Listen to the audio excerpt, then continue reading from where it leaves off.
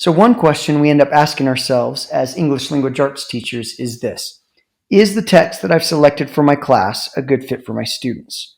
So let's take a look at this text, which was being used in a class that I recently visited. This is called Priscilla and the Wimps by Richard Peck. Immediately as we start to select text, particularly narrative text for our students, there are a few things that we do want to ask ourselves. So just looking at the title, the author, we might check the date on the text that we're using. One question I have is, should we favor more recently published material? I like my students to have what is current in their hands, the same way that, as a teacher, I want educational research that's currently published in the field. But then again, we also need to honor those stories that need to be told again and again. So I like to look for texts that are within a 10-year or newer range.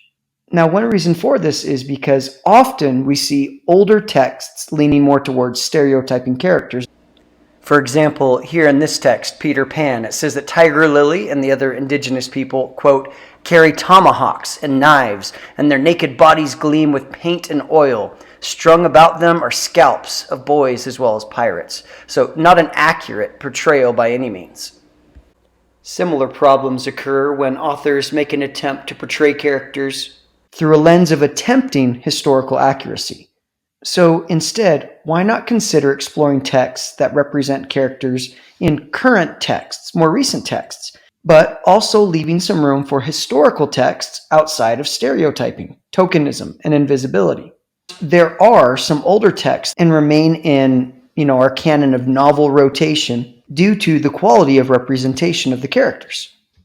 So one other question worth pondering and discussing is, who can really write for whom, right? So for example, can female authors capture male perspectives in a text? And I think the answer is yes. However, an insider perspective cannot be replaced. So think of that, an insider perspective. Don't immediately exclude white authors because they're outsiders maybe to the story of an individual of color. But we really need to include diverse authors of all races and ethnicities so that there's a balance of color represented in our authors, simply because the world of publishing itself is disproportionate in representation of color and authorship. So if the author is in the white majority, think about how do they display people of color? How do they represent characters in their texts? Therefore, looking into the upbringing and the background of the author is an integral part of getting students to understand writers and how they write. So in this story, I just honed in on one little detail here, this switchblade that one of the characters uses to introduce the idea of grade level content. Because grade level content matters when it comes to book or passage selection. Think of this criteria in terms of grade level appropriateness. It can sometimes spark a heated debate as one teacher may feel like profanity is not a barrier to grade level selection, whereas another teacher might be really adamant in the idea of no coarse language. So, some things we might consider for grade level appropriateness. How about violence or use of weapons, language and profanity, sexual or relationship situations, situations of trauma or fear, and also drug use. Now, one resource I would really suggest would be Common Sense Media. It actually seeks to provide guidance and grade level appropriate recommendations when it comes to apps, games, movies, music, TV websites, and of course, books. Overall, I always urge new teachers to go with their gut regarding what we are showing students. Please consider asking yourself these 3 questions. First, do they need to see it when it comes to borderline appropriate content? Number 2, is it important to their understanding of the world that they view or read it? And third, will they become a better person based on the lesson? Something else we should consider when selecting texts for our students is the text complexity or lexile level of what our students are reading.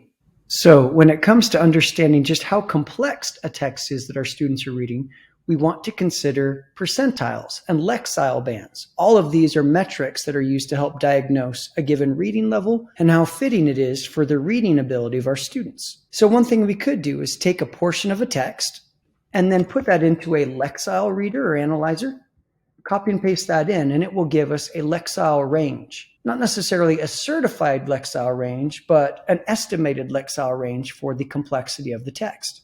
Lexile levels, or text complexity levels, are just one more way to see if a text that we've selected for our class is a good fit for our students. Now, when we talk about incorporating diverse texts, this often instigates a sort of binary approach to choosing texts. Yes, we want text with white characters. Yes, we want text with characters of color. However, the spectrum is much more than binary. This diversity wheel by Johns Hopkins University provides a more inclusive approach to what we need to be looking for when selecting diverse texts.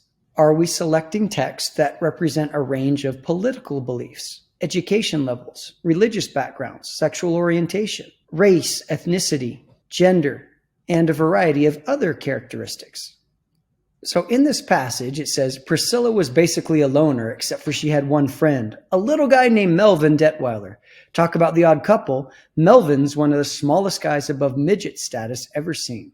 So here we have an individual whose definitive characteristic, according to this part of the text, is that he's a little guy. So whether we're talking about physical characteristics, size, gender, race, we always want to be mindful of stereotypes, tokenism, and invisibility as we strive to select diverse texts. And this really may be the hardest category to pin down because often outsiders are judging insider texts.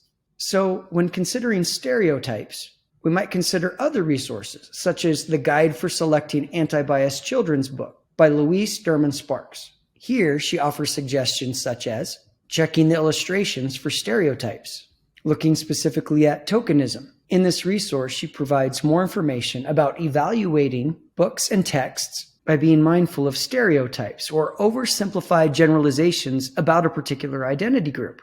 And usually these stereotypes carry derogatory, inaccurate messages that we accidentally apply to all people in a group. She also offers a number of common harmful undermining stereotypes. Louise Derman Sparks also asks us to be mindful of tokenism, or the one-only message. Sometimes by seeing only one person of any group in a book teaches young people about who is more or less important. For example, tokenism might include books with only one African American child among a number of white children, or having only one book about children with disabilities among so many other books. The problem with tokenism is that it only allows our students to see one view or group of people, rather than the diversity that exists among all people.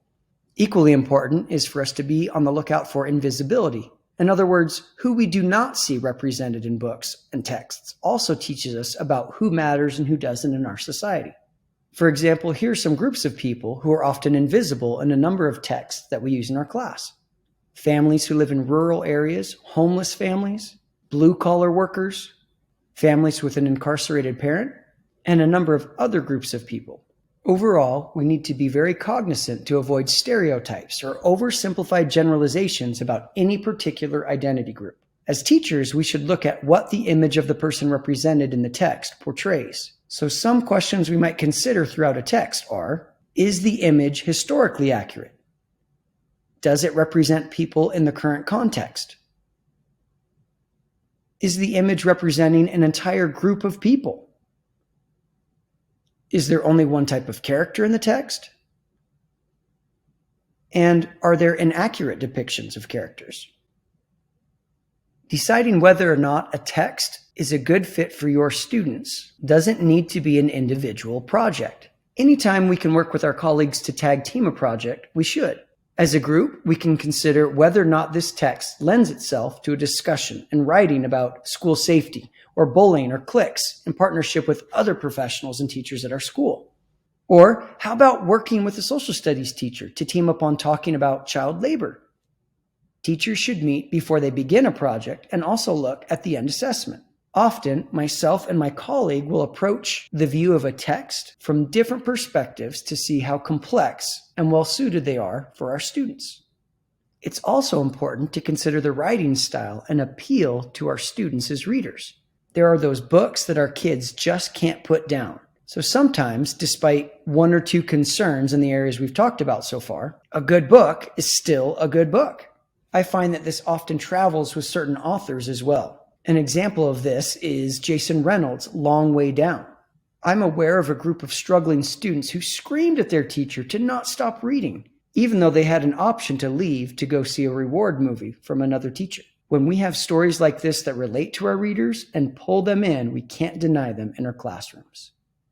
So, to summarize, we should be asking ourselves a few questions. Should we favor more recently published material? Who can really write for whom?